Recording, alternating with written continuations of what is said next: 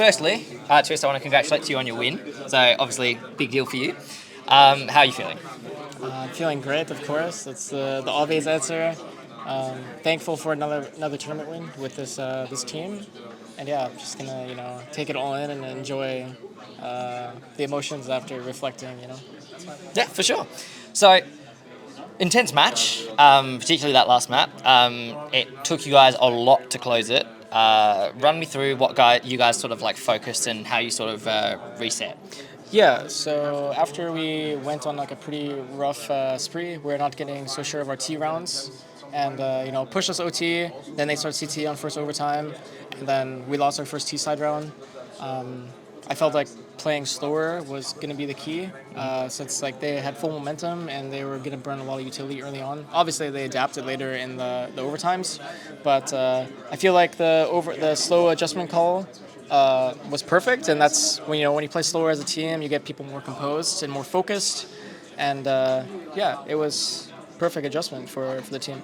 Yeah, for sure, for sure. Yeah, there's definitely like you could see the tempo change and the tempo pace, right? Like you could see that like it became quite frantic, and then over time it sort of slowed it down a lot, and it became a lot calmer. Yeah. So I sort of want to ask about CS2 a little bit, because you guys have seemed to have like really embraced it. Like you and Complexity are probably the two teams that seem to really have quite embraced it. You guys seem to be adapting really well, particularly with some of its changes as well. What are you guys sort of enjoying about it? Tell me about how it has been different for you comparative to CS:GO. Obviously, I think we're just enjoying it a lot because it's a new game. It's our jobs to start, liking the game a bit, getting used to it, playing it, accepting it how it is. That's the mentality that comes with being a professional, of course. And yeah, I mean, it's just getting used to a few mechanics early on. The smoke changes everything. Open skyboxes. I mean, this is stuff that allows for extreme player creativity. And yeah, I think the game still feels very inconsistent sometimes, though. Smokes are a bit inconsistent, like what the CT and the T perspective sees. They may be different on a specific smoke. Other than that, I feel like the game is playing pretty well. Obviously, there's been a lot of community backlash for the game. Yeah, all I can say is just give them time. And I will say, I don't know if I'm even publicly allowed to say this, but Valve has contacted players asking for feedback now. I think Simple even said that on stream, but he gave some really bad answer to this. Yeah, right. Yeah. But yeah, Valve is trying. They are trying. This is the first time I think they've contacted like the professional teams, and like they want to fix this game. So I think people just stay hopeful, and we'll take it from here. Give them all the good feedback. Yeah, for sure. A few of the players have also said to me over the course of this event that some people have been obviously a bit pessimistic about the game, and often how like some of the things like the alias binds, for an example, from one of the most recent updates. Obviously, you guys haven't played on that yet, but has made them maybe a little bit more pessimistic. But at the end of the day, it's going to take time. Do you see CS2 shaping in, like, going into 2024 in a way that is comparative to CSGO? Or do you think it's more going to be a little bit different and we need to adjust in that sort of respect? I think CS2 is always going to be a little bit different than CSGO, right? I mean, the mechanics, if they fix the peak disadvantage, then I expect that it plays a bit more like CSGO, because right now, as you know, strafing seems to be the key. Yeah. It's very hard to hit people strafing. No matter what gun you have, and movement accuracy is a big thing right now. People will claim that it's like some of the same moments can happen in CS:GO, but very rare. A few running hot shots would happen. Yesterday against most sports, I'm full strafing across the back of B side. A1 has double dink. Yeah, that is absurd. Like, I understand one bullet hitting, but two hitting the same spot. Yeah. There's something wrong with the game. So, but I do think that it's possible for this game to be way bigger than CS:GO, of course. Yep. They've made some more things casual friendly. Pros just have to embrace it. That's how it is if you want your game to be bigger. Because not all super talented, skillful games last forever. You could just use Quake as an example. Quake was always one of the most insane mechanical FPS games, arena FPS. I still think it's up there to be one of the games that if you're talented at, then you're a really sick FPS player. Yeah. But yeah, obviously that game is like not lasting or as big as the games that are a bit more friendly for casual players, and yeah, I think it's okay to let it go in this direction, and I'm excited to see what Valve is going to do, updates, how the majors are going to look. Maybe they have something super sick planned for them. And yeah, looking forward to next year. I'm glad you mentioned your match against Mouse yesterday, actually, and particularly how you had quite a few good highlights, right?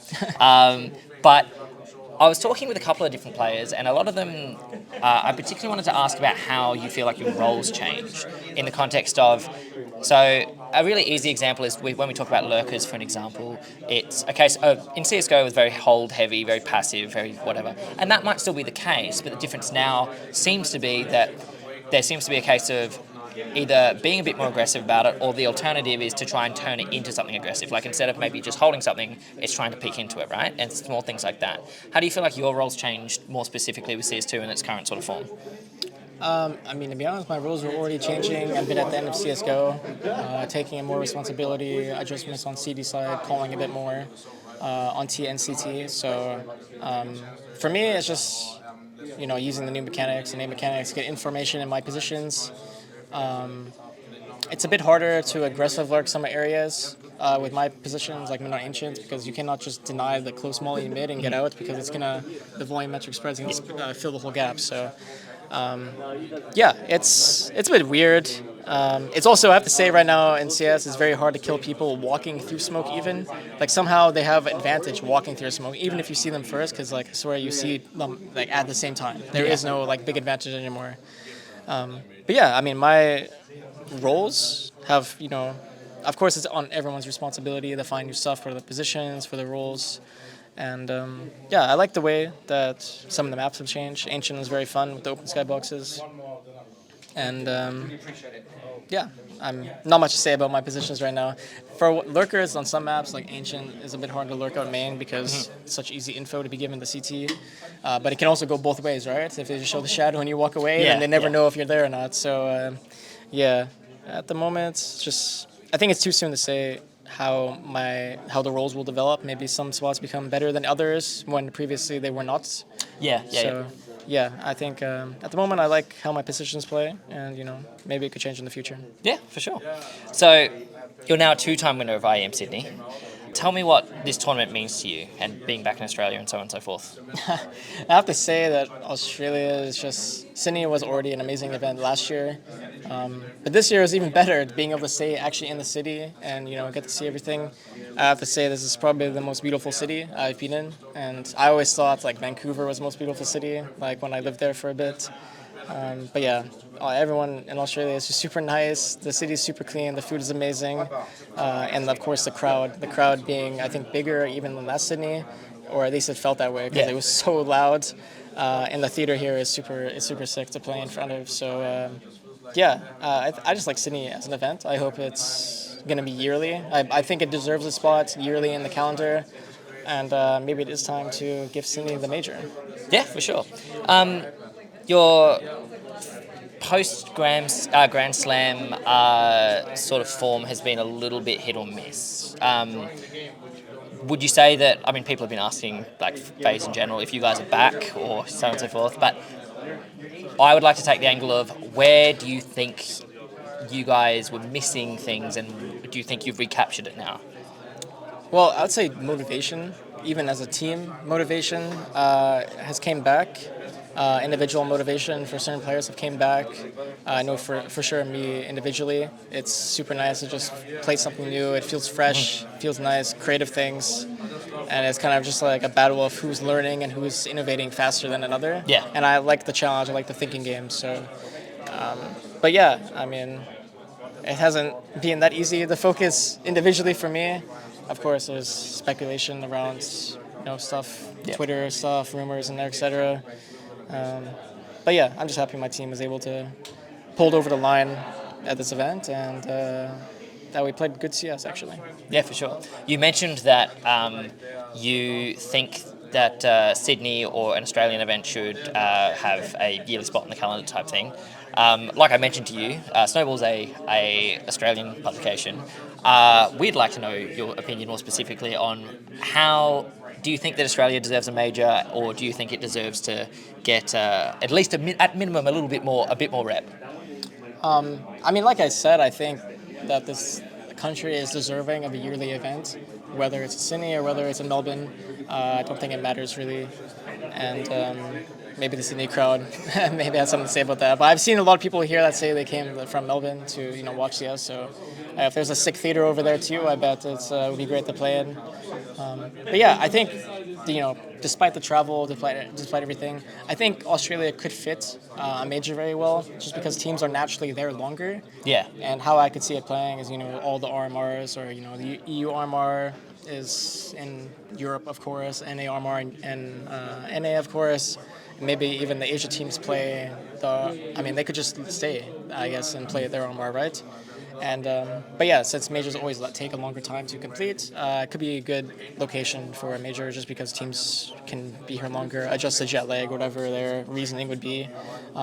Jet lag is a real thing, by the way. It fucking sucks. I know I got over it much faster than my teammates did. But yeah, not nice when you sleep at like 2 a.m. and then you wake up at 6 a.m. because your body is like, hello, I'm awake now, kind of thing. So, but yeah, if not a major, I think a yearly event in this country would be amazing. I think the oceanic scene deserves it. And if there's more events, say in China and Australia, I think there's a lot more variety and depth in the CS scene, rather than your usual, you're going to go to Dallas every year. Maybe you're in Copenhagen every year, like 3 times sometimes. So it's really nice to have a change in location, play in front of a new crowd. It's great for CS. Well, like Sponge said, we've stayed up till 3 a.m. every night watching all your guys' tournaments. I feel like we can have the inverse once or twice. Yeah, I always see HLTV threads or CSGO Reddit threads like, why Australia? This is worst time zone. And I'm just like, bro, how privileged are the European viewers, right? They have all the events in their countries and then in their time zone, and they can always watch the perfect CS. Yeah. But yeah, I think time zone is fine. I mean, you just have to picture it. It's not so bad because late matches, Europe is waking up. Yeah. And even it's just later for NA at that point. So, yeah, I think it's actually okay to play CS, get good viewership still. But most important, I think what matters for CS is showing the big crowds and, the fans in real life that want to come watch the game. I think that stumps viewership for sure in terms of experience and what the game has to deliver. For sure. Congratulations again. Thank you so much for your time. We really, really appreciate it. Thank you.